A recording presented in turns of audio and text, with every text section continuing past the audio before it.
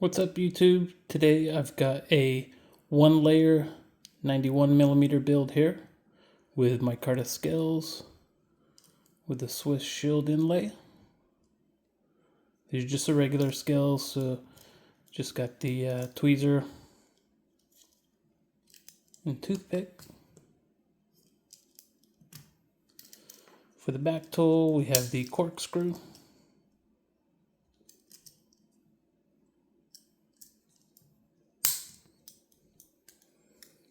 We've got the Victorinox main blade here.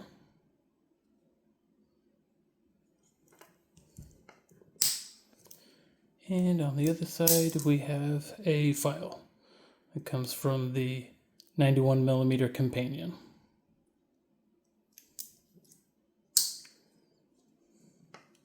Alright, that's going to do it for this one. If you guys like this video, please like and subscribe. It helps out. Thank you.